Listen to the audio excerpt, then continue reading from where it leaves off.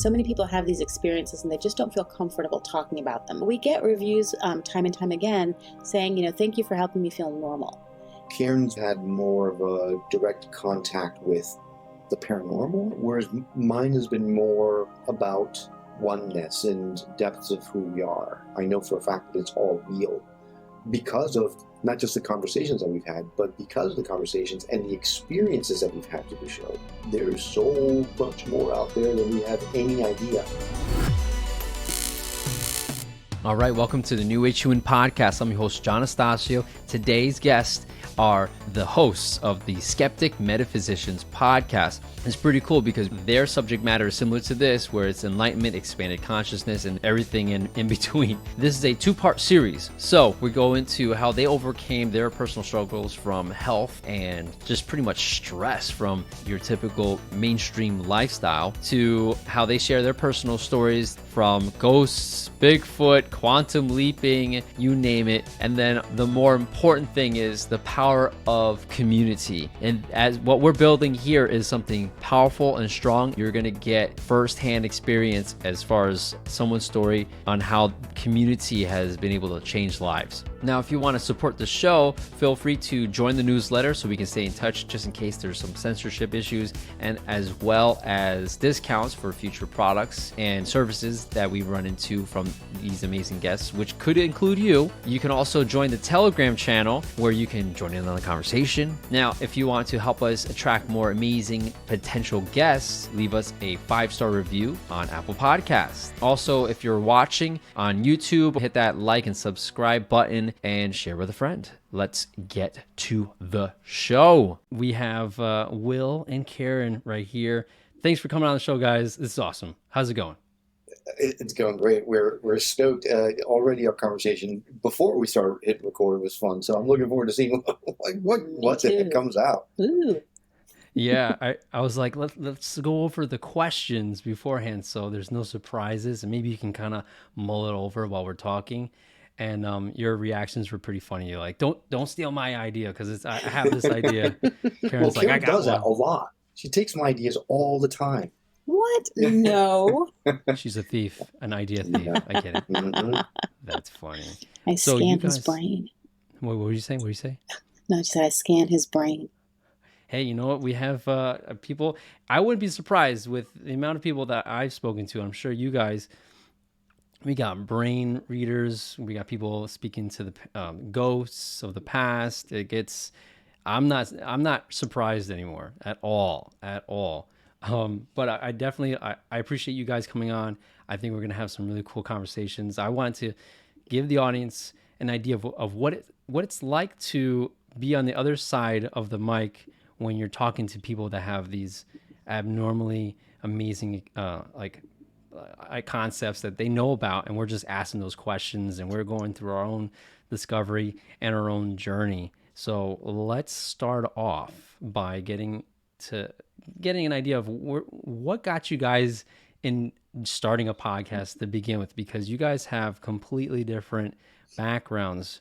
I mean, Will, it looks like you have more of a corporate background and like media, and Karen, you're like the host of a cooking from the heart show, right? Like you guys, you have a cooking background, you have a media background. Like, what's going on? Why this? Why metaphysicians? I can't even say the word correct. It's a tough one, yeah. Yeah, well, he's got me feeding his belly. You just need to feed his soul.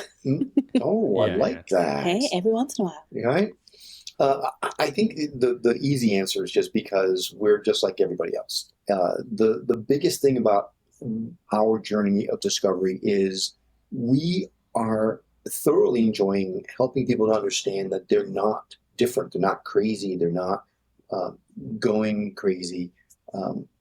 You don't have to be or have a background in spirituality or metaphysics to be into this kind of stuff.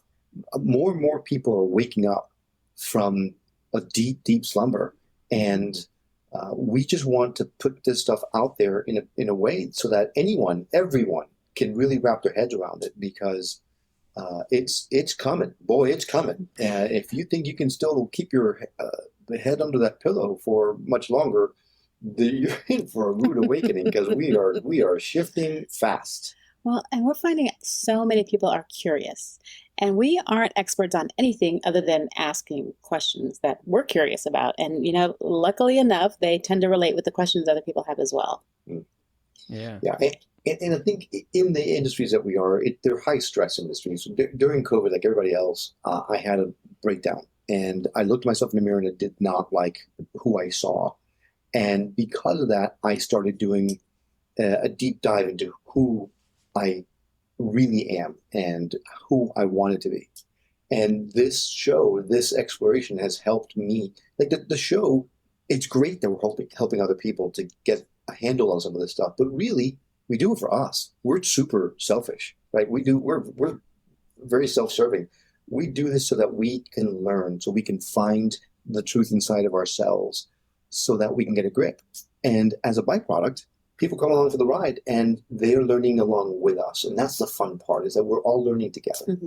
And one of the things that means so much to both of us is that everyone has, well, not everyone, but so many people have these experiences and they just don't feel comfortable talking about them. They don't know who to talk to them with. They're going to think they're crazy. So we get reviews time and time again saying, thank you for helping me feel normal. And that's kind of what all of this is about, normalizing it all, big. just putting that out there for everyone. And that's what fills our hearts. Wow. Well, I want to put a pause real quick. Bam. I noticed, Will, your mic is muted. Did you do that on purpose? So we are both coming into through a roadcaster into one computer line. So if I unmuted my mic, you wouldn't hear this. It wouldn't sound as good. So that's why we did that. Cool. And then you'd hear me on that mic too, right? Yeah. You would hear. Yeah, you're good. I just want to make sure that you guys, it looked like you guys did it on purpose, but I just wanted to not go through the entire episode and be like, oh, we're in the same room. I hear you. Yeah, sorry, I should have mentioned that to you. Yeah, we are in the same room, so if we didn't go through the mixer, we would have a mess. Mm-hmm. And the cool thing is you guys have a nice setup going on too. You're in the same room, but it doesn't even look like you're in the same room.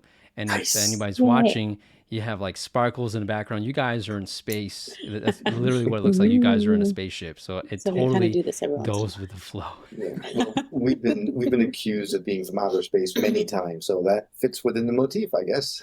We or you? Well, I was hoping that I had solidarity in this one, Karen, but I guess not. To a certain point. Well, nanu, baby. That's all I can say. He's too young. So people have said that you're in space, as in your thoughts, or just your concepts, like we're from outer space. Like, what the heck? You guys are crazy, kind of. Yeah. And I like how you said people felt like they were normal again, because growing up and I'm not sure if you've had personal experiences with the paranormal or the metaphysical things in nature, but I have, and there's not too many people to talk to about this. Have you guys had any experiences when you were growing up and you were just you held on to that for a while? You go first. We're still holding on to it. Well, you are. I talk. I tell everybody everything. Yeah, the short answer is yes. We've both experienced different things. She's had more of a direct contact with, I guess, the paranormal, I guess is the way to say it, to talk about it. Like ghosts and stuff? Yeah. Okay. Whereas mine has been more about oneness and depths of who we are in a very different way. And it's probably because I'm blocking myself from allowing myself to see those kinds of paranormal stuff, whereas Karen's a lot more open to these kinds of experiences. And would you say and doing this show has opened you up a little bit more to experience more things? Well, I'm a different person, completely different person. Totally different. Yeah, we've been doing the show for a little bit over 2 years, and I don't recognize myself anymore. And that's a good thing. It's a really good thing. I was not someone you wanted to know back then. You were not that bad. I would not have married you if you were this bad. I was just really good at pulling wool over people's eyes. That's all it was. Maybe, but geez, you make me look like a doormat. Well, no, not at all. Not at all. I'm much more of a pragmatist. I need to feel it, touch it, taste it. I need the proof. I need to know for sure it exists before I can go along with something, because I just don't want to be seen as that naive guy that just accepts things. And because of it, I've missed out on a lot of opportunities. Yeah, and it's nice though, because we can, I'm sorry, I didn't mean to interrupt you, but we can come at a question from two different angles. Where Will will be like, well, how did you know, that happened? Did the temperature of the room change? Were you drinking? What was going on? Whereas I'm like, ooh, how did that feel? What did they say? And it's just two different types of questions. So hopefully we get most of the questions that people would have out there answered coming from those two different points of view. Yeah, you know what? That's actually pretty good to highlight that you guys ground each other. Well, Will grounds you, Karen, right? Probably, And yeah. it's funny, my And wife. I try to push him. Right, yeah, push each other's boundaries. That's what it's all about. My wife grounds me, but then I ground her in different aspects of just thinking outside the box or just day-to-day stuff. So it's cool to see that dynamic, and that being a healthy dynamic, just like in the X-Files, Mulder and Scully. Now I know who's Mulder and who's Scully. And Yes. Will, you're Scully. I You're am hot. guilty. Yep. Guilty as charged. But And it's Karen's but Mulder. yes. But just like in the show, just like in the X-Files, where eventually Scully does tend to kind of come to the middle at some point. I'm definitely way beyond the middle. I don't have any questions anymore about whether this stuff is real or not. I don't. I know for a fact that it's all real because of not just the conversations that we've had, but because of the conversations and the experiences that we've had through the show. It's opened us up to other experiences that have opened up our eyes to the fact that, wow, there's so much more out there than we have any idea. And we're just literally just scratching the little bit of an ice cube on top of an iceberg. It is ridiculous how much we don't know. And the fact is, we're never going to know it all. Mm-hmm. But you're still somewhat skeptical. You want to know about the quantum mechanics behind it all. And he still does ask those questions for the people that really want that side of it as well. Yeah, I do. Quantum physics allowed me to wrap my head around stuff. It allowed me to open up my thought process and accept that maybe there's stuff here that I can't explain other than spooky magic, right? Spooky music, however Albert Einstein said. I forgot. Forgot how he said something spooky. I can usually remember that quote, but I can't do it right now. But anyway, quantum physics helps a lot with people with my mindset. So now it's opened up everything to me. And because I've opened myself up to the possibility, now the possibilities are presenting themselves to me. Now, whether or not he's choosing to recognize them, that's left to be answered. Missy, it sounds like someone calling the kettle black here. Only certain things. I am actually on the same page as you with the quantum physics side of things. And a lot of what I've come to understand and learn about the quantum physics side came from my journey started with What the Bleep Do We Know? Have you heard of that? I do. Yes. I love that series. Yes, I know that's very well. Yes. And then maybe not so much David Wilcock in his wisdom teachings on Gaia TV. 30 minutes. I think it was 8 episodes per season and 27 seasons. It was just Good download. That's just too much. Yeah, a download. Yeah. But it's basically his books. If you read his books, you're pretty much good to go. He just put pictures behind the books. But I definitely want to get into some experiences that you guys had personally that you're willing to share. You go first this time, Karen. Okay. Well, we have talked on our show before about this really friendly ghost that I have that is with me. And I believe she literally saved my life. and then kind of has stayed around me for a while after that. Um, so the life-saving thing, I was in a situation where I was home sleeping one night and I woke up and there was a man in my bedroom and he had a knife. And I'm from Florida. I can sleep through hurricanes. And he had come in and was turning the TV off in my room. So just pushing that button woke me up, that should not have happened. So long story short, I got away. And the next day or a couple days later, I went to a library because I wanted to know, I had had a dream and the dream was just very strong in my mind and I wanted to know if it meant anything. Now, the dream that I had was that I was I was in an old house and I was speaking with a ghost. And we were communicating. I would ask her questions and she would answer by knocking on the ceiling or something. And I wasn't afraid at all. But I found out through the course of the dream that what she wanted me to do was, sounds weird, find her head and put it with her body so that she could go to heaven. And that's when I woke up and that's when this guy was in my room and all of this stuff. So I'm looking at this dream and I'm finding out, that if you're communicating, if you're dreaming that you're with a ghost and you're not afraid, it's a warning. And then later, doing some research, I found out that in some areas, when women were believed to be witches, they were killed and they were beheaded and their head was separated from their body because they believed that they couldn't go to heaven if their head was there. So that was I had no idea about any of that before. Yeah. So I think she has been very thankful for me and for doing that and just kind of stayed around. And she's done all kinds of things. I named her Lila. And she was in the house that I lived in when Will and I met, and she helped me find things. And, every once in a while you have to say hello to Lila, otherwise things would pop off shelves. And, just acknowledge her that she was there. And no joke. I saw it. I was there.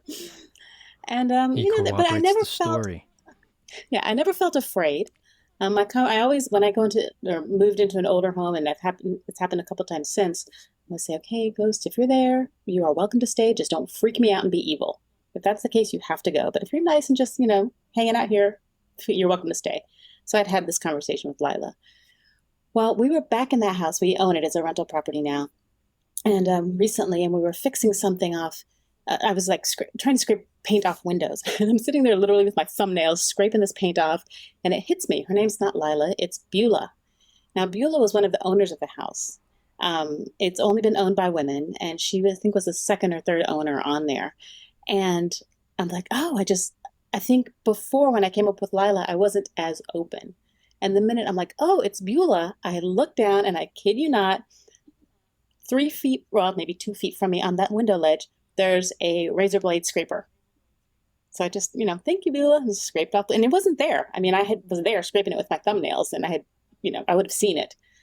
So she's still there and she's still helping me and just my friendly ghost. So I love Beulah. So do the tenants know? No, I think she tends to stick with me. So I think she went back with us, and then I think she kind of stays around me. And I think disclosure laws are just about people who getting killed. We have no idea whether Beulah died there because she was killed or whether, so we just keep it to ourselves. Yeah, So, I mean, it's a 100-year-old house. What 100-year-old house doesn't have a ghost or two flying around? Right. That's freaky, man. Having a dream and then a shadowy figure being in your room, and that's just nuts. So it was the dream, and then the shadowy figure was upon waking, actually there. It was, there was a guy in there with, stuff to tie me up and all this stuff. And I got out and got away. But she would do things. Did I totally miss that? You were about to get kidnapped and tied up by a real flesh person in a room. Yes. And the ghost warned. Wow, I'm so slow. Anybody listening are going to be like, catch up, John. I'm in La La Land. I'm like, wow, ghosts, cool. You're like, no, I almost got kidnapped. That's nuts. That's crazy. Sorry for the delayed reaction. I'm glad that you got the warning shot. Wow. Yeah. Wow. And she would do little things I was a teacher at the time, and I had this pen that a student had given to me for Christmas. So all nice things, I lost it. And months go by, and I get up one morning and I go to get dressed, and there on my dresser is the pen, but it's taken apart and it's lined up in a straight line. So little things like that. And I lived alone. I had a dog, but the dog didn't have thumbs. It would have been really hard to unscrew the pen. but, but That's yeah, little funny. things like that would happen, not infrequently. That's freaky. Okay. Okay. So, Will, But she was good, so I've never you're up. had fear of That's nuts. ghosts. So Well, that's been normal. that's a positive thing, right? To Hmm. have your experience, have it a continual positive experience, and more of like not a haunting, more of like you hear more of the hauntings because it's just more sensational and less Hmm. like, oh, it's Casper, it's my friendly ghost. So, Yeah. but it's a female that lost her Hmm. head, which is nuts. Well, actually, Yeah. no, she didn't lose her head. It was just the dream. I'm getting all Yeah. kinds of mixed up, but that's crazy. I mean, you never know. Yeah, shoot. Okay, Will, what is your experience? Okay, well, I've been debating all this time which story to share with you, and I think most of the people have heard my butterfly story. If you want to hear my butterfly story, reach out to me. I'm happy to send you the audio file of my butterfly story. But something more recent happened, I think I haven't talked about a lot, so I'll go ahead and share that. I'm traveling a lot for work these days, and when I fly, I have this habit of always checking. I have the online app, and I open up the app and I double check to make sure I'm checked in on the airline and the seat that I'm in and all kind of thing. I check it before I go to bed the night before. I did that this time around. The next morning, as I'm getting ready to check out of the hotel, I do it again, and sure enough, I see I'm in seat 20D in this particular instance. So everything's all cool. I go into the airport. I go through security. Of course, you have to go and give them your boarding pass. And as I'm pulling out my phone to scan my boarding pass, I see again I'm in seat 20D. Again, when I go into the gate, they call our section or whatever, and I go and I scan the boarding pass on this pad thing. I look at it again to make sure, yep, it's still 20D. And even as I'm about to get onto the plane, I do one last check because I'm that obsessive compulsive disorder guy, right? So I check it, make sure it's 20D. Yeah, sure enough, 20D. And I put the phone in my pocket at that point in time. So I go down the aisle of the airplane. I sit down and I locate 20D. I'm very excited because there's someone sitting on the window, no one in the aisles. I mean, not in the aisle, in the middle seat. I happen to be sitting in the aisle seat. So I'm excited because maybe I'll have some leg room. Who knows? I sit in 20D and I'm excited. I'm just sitting there, pick up my book and I start reading it. And this lady comes down and stops next to me and goes, "I'm sorry, sir, you're in my seat." I was like, "Oh, I'm sorry, you must be mistaken. I'm in 20D." And she goes, "No, I'm in 20D." I said, "Oh, you must be meaning 20, was it E, right?" I assumed she meant the middle seat because I knew, I looked at my phone, I was on 20D. I looked at it several times. I knew for a fact. And I pulled my phone up to show her that I indeed was sitting in seat 20D. And as I'm looking at it, in a split second, it was 20D, and in a split second, just like that, it switched to 20C. Like it was so fast that it could have been a complete like trick of my mind, right? I could have been like mistaken, but I checked, John, I checked this app 15,000 times before. And just before I got on the plane, it was 20D. I looked at the phone incredulously, and the flight attendant had to knock me out of my senses because she's like, "Sir, you're obviously in 20C. Could you move over?" It's like, "Oh my God, I'm so sorry. I could have sworn." Never mind. So I grab my stuff and I go to sit in 20C, completely floored. Like, what the hell just happened? And then it hit me. We are all living in our own realities that we are constantly shifting from reality to reality. We are just so blind to these kinds of shifts that happen to us all the time that we don't notice it. But it just so happened that my OCD forced me to see it in action, in the moment. You heard of the Mandela effect, right? This is a perfect example of the Mandela. I swear, John, it was 20D, and in front of my eyes, the thing shifted to 20C as I'm looking at it. So for some reason, this lady was supposed to sit in 20D next to her husband, I guess, and maybe that's why the universe shifted me over. I don't really know why, but I was so floored, and I never pull my laptop out on the airplane. but I had to write the story down so that I wouldn't forget. Because I have a theory that this happens to us all the time, and our subconscious minds just brush it over and we forget about it in an instant, in a second. So I wanted to make sure I did not forget it. So I wrote everything down. And I am convinced 100% that I witnessed reality shifting in the middle of an airplane as I was watching it. Did you drink anything before getting on? Or? That's what I asked him. Hey, that's my question. I was Scully. Like, will I drink it? And Have a He little would extra nips never in the back get pocket? a middle seat. no, I believe me, I sat in that chair and I tried to explain it away 1,000 times. Could it have been this? Could it have been that? Could it have been that? I looked, the pragmatist in me was refusing to believe that this could actually have happened.